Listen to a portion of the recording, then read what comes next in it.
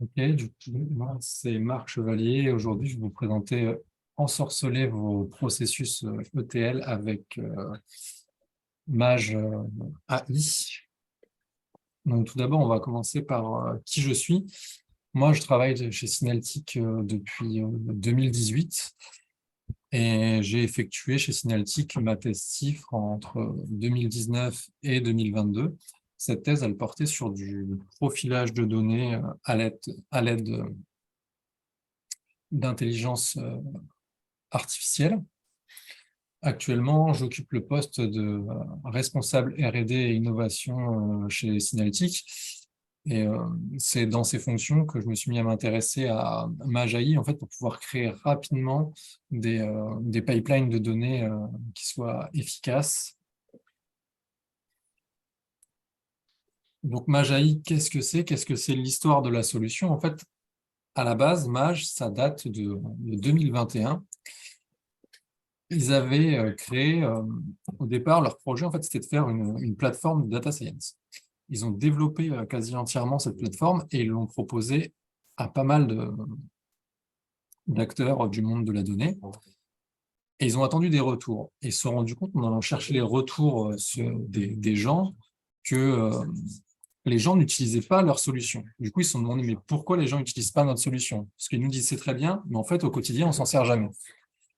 Et pourquoi ils s'en servaient jamais? C'est parce que, en fait, ils avaient des problèmes en amont avant d'arriver à la partie data science. Et ils ont dit, nous, c'est très bien ce que vous proposez, mais on aurait besoin en fait d'avoir des pipelines de données qui soient fiables et que la qualité de nos données elle soit bonne avant de nous intéresser à la data science. Donc eux, ils ont pris ça en note et ils se sont dit, bah, on va venir pivoter notre modèle et développer un outil qui sera un outil d'ETL et pour créer des pipelines de données. Et la première version open source de cet outil, elle est sortie à l'été 2022. Pour faire ça, ils sont basés sur trois grands principes, c'est-à-dire que l'outil doit avoir une interface qui va être très simple, elle doit être simplifiée au maximum et elle doit permettre de construire rapidement, intuitivement des pipelines de données. Ils vont créer un ensemble de cas d'utilisation qui va être réduit. Donc, généralement, ils vont proposer trois cas d'utilisation. Ça va être le traitement par lot, donc batch, les pipelines d'intégration de données et les pipelines de traitement de données en continu, donc du streaming. Et le troisième point important de la solution, c'est qu'en fait, elle va permettre d'intégrer directement les bonnes pratiques d'ingénierie, c'est-à-dire que la solution, elle doit pouvoir être modulaire et testable. Donc, on va aller un peu plus loin. Le fonctionnement de Mage, globalement, c'est une architecture où on va avoir un nœud maître et on va avoir des workers qui vont venir effectuer les tâches qui leur sont données à faire. Donc, on peut avoir plein de workers qui peuvent être déployés différemment. Et ce qui est bien, c'est que directement, Mage inclut la possibilité d'utiliser Git sur sa plateforme. Donc, à quoi ça va ressembler Mage? En fait, l'interface, elle va être très simple. On va arriver sur quelque chose qui va être, enfin, moi, ce que je trouve personnellement très joli, c'est qu'on va avoir un panneau latéral où on va avoir toutes les grandes fonctions qui sont directement proposées. C'est-à-dire, sur le panneau latéral, on va pouvoir faire nos pipelines, trigger nos pipelines, c'est-à-dire donner les conditions pour que ces pipelines soient lancés. On va pouvoir suivre comment les pipelines sont lancés et après, on a accès au terminal ou aux settings. Sur la partie centrale de l'écran, on va avoir, ce qui nous intéresse le plus, ça va être new sur créer un nouveau pipeline. Et comme je vous l'ai dit, en fait, il va y avoir trois types de pipelines, c'est-à-dire standard, batch, data intégration et streaming. Si on clique sur créer un nouveau pipeline, on se retrouve sur un nouvel écran où on a à nouveau un panneau latéral qui va être celui du suivi du pipeline qu'on va avoir créé et lancé. Au centre, on va voir ce qu'il y a de plus important, ça va être les premiers blocs qu'on va pouvoir mettre. C'est-à-dire on va cliquer sur un bloc, par exemple un data loader, et on va avoir du code qui va être pré-généré et qu'on n'aura plus qu'à compléter pour créer notre pipeline ETL. Et à droite, on va avoir du stockage d'informations et des visualisations pour venir nourrir notre pipeline, par exemple, pour avoir des variables, stocker des secrets, visualiser avoir des graphiques de la qualité de données à chaque étape du pipeline, par exemple. Donc, si on va un peu plus loin et qu'on voit ce que ça génère comme bloc, ici, j'ai généré un bloc data loader pour PostgreSQL. On a déjà, en fait, beaucoup de code. Toutes les librairies dont on a besoin, elles sont pré-importées. Si on a besoin d'autres librairies, on peut prendre un recueillement de .txt, mettre les pip install dont on a besoin dedans et installer. Ici, on voit que tout est déjà préconfiguré. On a juste à rajouter la query et les accès à notre Postgre. Et ce qui est bien, c'est que aussi à l'intérieur, il y a déjà un bloc de test qui va être mis si on a envie de faire des tests. On va enchaîner en fait dans la solution les blocs comme ça, les uns derrière les autres, et ça va créer notre pipeline. Et chaque bloc va être indépendant du précédent. Donc, ils peuvent être réutilisés ailleurs s'ils ont la bonne entrée de données, et on va pouvoir relier dans un graphe, on va avoir sur la droite les parents et les enfants, enfin les blocs parents, les blocs enfants, si on a quelque chose qui n'est pas linéaire. Les blocs ils vont s'enchaîner en se passant l'un à l'autre, généralement des dictionnaires et des data frames, mais en fonction des blocs, on peut passer d'autres types d'informations. Quand on va venir exécuter unitairement un bloc, en fait, ici, on va voir, j'ai exécuté le bloc, et on voit directement en fait, ce qu'on a en sortie. Ça, c'est très utile parce qu'on peut en permanence contrôler ce qui se passe. On va avoir un échantillon des données de sortie. Donc ici, on a un échantillon du JSON que j'ai produit en sortie. Et donc, ça permet vraiment d'avoir chaque bloc testable indépendamment, et on peut visualiser directement ce qui est renvoyé par le bloc. Si on veut aller un peu plus loin, Maj propose de directement faire des graphiques sur les données du bloc. Donc, il y a toute une liste de graphiques qui sont pré-proposés. Et par exemple, ici, sur ma data frame, je peux directement créer un histogramme qui va me montrer le pourcentage de valeurs manquantes. Par exemple, dans la colonne site web, là, j'ai 80% des valeurs qui vont être manquantes. Et ça, c'est extrêmement bien parce qu'en fait, ça me permet de le faire littéralement en 2 clics. Et du coup, on peut très vite se rendre compte s'il y a quelque chose qui va ou qui ne va pas dans nos données. Ensuite, on peut encore aller plus loin, c'est-à-dire qu'on peut faire en plus des graphiques, on peut avoir des résumés des données, on peut avoir la fréquence la plus... les données qu'on retrouve le plus fréquemment dans ce qui est en sortie, par exemple. Et on peut faire des choses encore plus poussées, parce que, par exemple, pour chaque bloc, on peut avoir relié à ce bloc des blocs d'extension. Et parmi l'extension principalement supportée par Maj, ça va être Grid Expectation, qui va nous permettre de créer des blocs d'extension qui vont nous permettre de venir tester la qualité des données qui passent dans notre pipeline. Par exemple, là, je suis venu tester que la data frame que j'avais en sortie, elle faisait entre 200 et 500 lignes. Et si elle n'est pas dans cette plage de nombre de lignes, le pipeline va s'arrêter parce qu'on ne va pas respecter les conditions. Maintenant qu'on a vu comment créer un pipeline, on va s'intéresser à comment orchestrer ce pipeline. Et ça, c'est vraiment ce que je trouve fantastique avec Maj, c'est que l'orchestration, elle se fait en littéralement 2 clics pareil. C'est-à-dire, on veut programmer quand notre pipeline il va tourner, à quelle vitesse, à quelle fréquence pardon, il va tourner. On a juste à faire 2 clics et c'est parti. On peut aussi lancer les pipelines à l'aide d'Event Amazon et par l'API de Maj qui pour chaque pipeline propose une API. Donc, si on continue, là c'est ce que je parlais, c'est les triggers et l'orchestration. On voit qu'en fait, il y a le nom du trigger. On peut choisir si on va faire tourner le pipeline tous les heures, tous les jours, toutes les semaines, tous les mois ou de manière custom avec une expression con. Ou sinon, via l'API, on peut venir et envoyer au pipeline les données, les informations dont il a besoin pour se lancer et s'exécuter. Et on va avoir notre pipeline qui se lance. Une fois qu'on a des pipelines qui sont lancés, qu'est-ce qu'on va vouloir? En fait, on va vouloir venir suivre tous ces pipelines et voir comment l'exécution des pipelines s'est passée. Du coup, comme je vous l'ai dit, c'est très simple. On a notre premier onglet, on va avoir nos pipelines.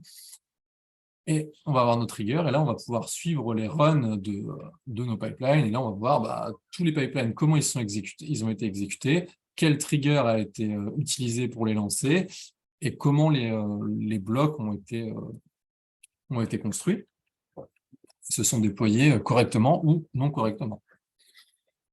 Si on veut aller encore plus loin dans le monitoring des pipelines, Maj propose un onglet log. Donc, en fonction dans le pipeline, on peut régler des niveaux de log, et en fonction du niveau de log qu'on veut, on peut visualiser pour tout ce qui a été exécuté, tous les logs, et on peut les filtrer. Et en plus, on peut monitorer en fonction du temps, en fait, à quel moment, quel pipeline est lancé, et avec quel trigger il a été lancé, et combien de temps chaque bloc a pris à s'exécuter. Du coup, maintenant, on va passer à un petit exemple d'utilisation de Maj avec, en plus du Dremio. On va partir d'un tar.gz sur le site du journal officiel que je vais télécharger. Je vais le décompresser pour obtenir un XML. Ce XML, je vais le mettre à plat pour en faire un fichier parquet. Je vais prendre ce fichier parquet, je vais le pousser dans un bucket S3, et après, je pourrai l'observer dans Dremio. On me confirme qu'on voit toujours mon écran là. OK. Alors, là, on va avoir notre pipeline. Donc là, je viens d'exécuter le premier bloc, il est en train de tourner, et directement, je récupère un échantillon d'informations. Donc, on voit que j'ai bien mon JSON avec le numéro RNA de l'association, les informations, ça va être une création, et ainsi de suite. Je peux visualiser que tout va bien, et que globalement, il n'y a pas de souci dans mes données. Ensuite, je vais utiliser le bloc suivant qui va récupérer les informations du loader pour faire ma transformation. Et je vais avoir directement en sortie mes données. Et je peux regarder un extrait de la data frame créée en Panda et voir que tout va bien. En plus, on a sur le côté les charts que je vous ai montré tout à l'heure, que j'avais créé, où je peux voir que 80% du temps, la colonne site web ne va pas être remplie, 80% du temps, la colonne localité ne va pas être remplie, et je peux observer mes valeurs les plus fréquentes. Enfin, je peux passer à la dernière étape, qui va être de pousser mes données dans S3. J'exécute, mon transfert est réussi. Donc tout à l'heure, on a vu qu'on avait ce numéro de RNA, et je ne sais pas si c'est le même. Normalement, de manière, il va y être. Et je passe dans Dremio, et j'ai ma donnée qui va être là, et c'est une association qui a été déclarée le 12 juin. OK. J'avais un deuxième petit exemple d'un autre bloc qui est un petit peu plus marrant, ça va être le bloc sensor, qui va permettre d'observer une table dans une base de données. Donc, avec ce bloc sensor, on peut observer ce qui se passe en permanence dans une table avec une requête. Donc, par exemple, la requête que je vais avoir utilisée ici, c'est je vais compter le nombre de lignes qu'il y a dans la table. Et si je dépasse un certain nombre de lignes, je vais lancer une requête pour effacer les lignes. Donc, on va aller voir dans Dremio. Donc là, j'ai fait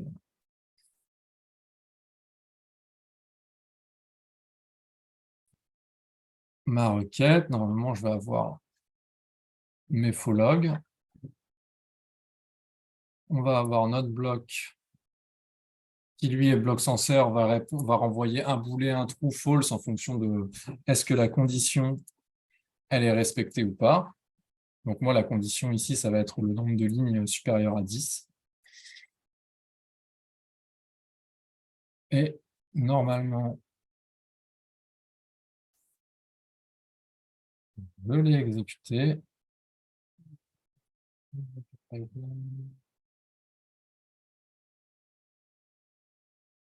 Il a l'air de s'être exécuté. On va voir si on a encore des logs ou si on n'en a plus. Et on n'en a plus qu'un, parce que j'ai un autre pipeline qui tourne et qui vient en insérer perpétuellement. Donc la suppression a bien eu lieu. Donc, voilà, merci. Je ne sais pas si vous avez des questions.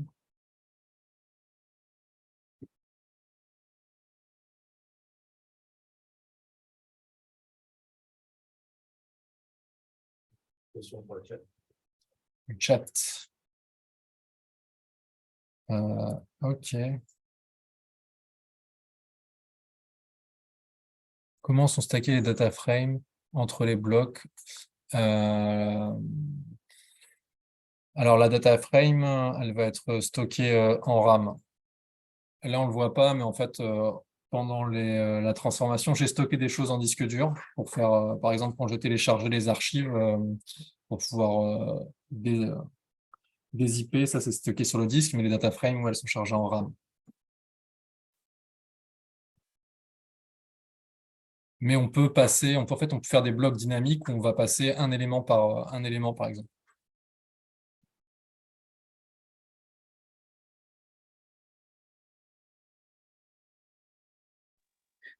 Marc, Oui, ouais, donc, parce que moi aussi, quand j'ai vu Mage, j'ai trouvé ça sympa comme ça, enfin, juste en le découvrant. Moi, ce qui m'a surtout plu, c'est l'expérience. En fait, j'avais l'impression qu'enfin enfin, un logiciel comprenait ce qu'était la vie comment ça s'appelle? Ce qu'était la vie du data ingénieur, quoi. Et c'est vrai que je ne sais pas si tu as bien fait ressentir ça au- enfin, à l'auditoire, quoi. mais parce que enfin, la plupart des outils ne sont pas très jolis et agréables à utiliser. Et là, le but, c'est qu'en fait, ce soit le plus joli, le plus agréable et le plus simple pour donner envie de faire aux gens de faire des pipelines de données et d'être contents de faire leur travail plutôt que d'y aller à reculons. Oui, oui, ok. Voilà. Ok, mais en fait, non, moi, ce qui m'avait plu, c'est que c'est vrai que quand on construit seulement une pipeline de données, c'était le côté je dois découvrir ma donnée avant de commencer à construire le pipeline, même si j'ai les spécifications, même si je sais tout ce qui est à faire. Et finalement, à chaque étape de la construction de mon pipeline de données, je vais avoir besoin de cette découverte de ces données, à la fois, enfin, si les données sont rejetées, à la fois si les données, comment dirais-je, elles ont passé l'étape suivante. Et c'est aussi ça que je trouve cool avec Mage. Même par rapport à d'autres outils que sont les notebooks, parce que on va dire qu'il y a une espèce de fusion entre ce qu'on fait dans un notebook et ce qui peut être fait aussi dans Mage. Mais c'est vrai que dans un notebook, on peut déjà regarder chaque étape de transformation et tout ça. Mais ici, j'ai trouvé que l'expérience était vraiment différente où avant de commencer sa transformation, on voit enfin ce que peuvent être les données. On transforme, on voit de nouveau ce que ça peut être et ainsi de suite. Et tout à la fin, on a en plus cette capacité à immédiatement dire on va orchestrer la donnée. Et on sait qu'on est vraiment dans cette idée d'orchestrer aussi ce qui va être fait. Et ce qui n'est pas le cas forcément avec un notebook, où on va plutôt être dans le côté l'étude. On est à l'étude, on va transformer la donnée, la raffiner, arriver, comment dire, y compris à concevoir des processus de machine learning. Mais on ne, on ne va pas avoir cette idée d'orchestrer ou de réexécuter. Ici, c'est quand même bien pris en compte l'aspect, je trouve, data ingénieur. Et c'est ce que je trouve quand même très bien. Et après, il y a de nombreuses intégrations dont que tu n'as pas évoqué non plus ici, avec des choses comme DBT, Airbyte, qui sont effectivement enfin, très, très intéressants. Ouais. La gestion de données, gestion de données avec DPT. Non, moi, j'ai jamais fait ça. Je ne sais pas si Charlie, toi, tu connais. Non, j'ai pas d'expérience précisément, enfin, avec Icarus ou avec DBT. On voit très bien ce qu'est DBT Oui, parce que avec. je l'ai pas dit, mais on peut enfin utiliser directement DBT dans Maj, parce que moi je fais principalement du Python, mais on peut directement utiliser les transformations proposées par DBT, c'est inclus avec Maj, Ouais, faire des voilà. blocs DBT. Donc non, j'ai pas de retour d'expérience sur ce sujet, je suis désolé. Ok. Puisque nous, principalement, enfin, moi je vais principalement faire toujours des pipelines avec du Python, et ça va souvent finir soit dans une table iceberg, soit dans du S3 en parquet. Hmm, ok. Et après, est-ce que tu as, Marc, enfin, quand même orchestré un peu les choses et enfin tous les jours, par exemple, et quel retour vous. Ah oui, ça tourne très bien. J'ai orchestré plusieurs pipelines qui tournent par exemple toutes les heures, toutes les semaines, tous les jours. Et là, celui qui insère dans Dremio, il tourne toutes les minutes. D'accord, donc limite du micro-batch, quoi. Là, tu vois, genre, on n'arrête pas de voir ceci mon log et ça. Je sais pas si c'est toujours mon écran ou pas. Ouais, ouais, on voit. Ok, Très oui, bah, bien. ça Non, mais s'insère au fur et à mesure. Toutes les minutes, j'ai une nouvelle ligne qui ok, rentre. ok, ok. Et ça, c'est dans une table iceberg, au fond. Et ça, c'est dans une table iceberg qui est dans une bucket S3 ici. Ok, ok. Et après, dernière question sur l'orchestration, la dépendance entre pipelines. La dépendance entre pipeline, enfin, ce que je veux dire, c'est que tu peux lancer un pipeline et à la fin de l'exécution, tu peux avoir si tu as l'ID d'un autre pipeline, tu peux lui dire exécute cet autre pipeline. Voilà, ok. Donc, enfin, ça aussi, c'est intéressant parce que ça Comme permet comme ça de mieux diviser ces pipelines et d'avoir des choses qui sont en couplage un peu lâche, quoi.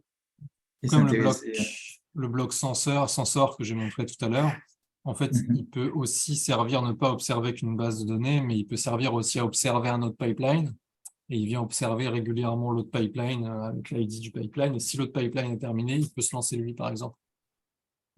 Très bien, très Et à bien, très chaque bien, bloc, très on bien. peut associer un bloc conditionnel, c'est-à-dire que si le bloc se passe pas bien, on peut exécuter un autre bloc à la place.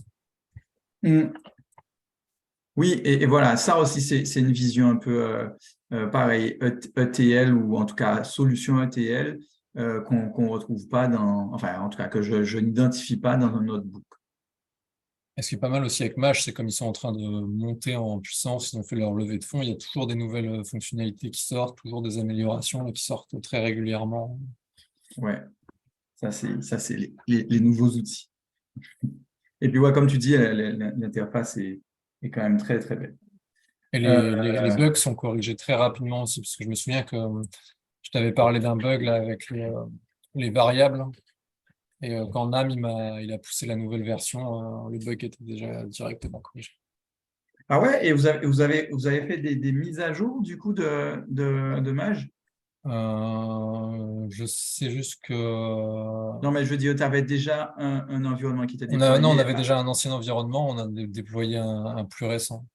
OK, mais vous n'avez pas migré, quoi. Vous n'avez pas monté en version, quoi. Non. OK, c'était une expérience qui est. OK, très bien, très bien. Merci Marc. C'était plutôt enrichissant enfin, de découvrir enfin, ce type de solution et surtout que ça t'aide au quotidien.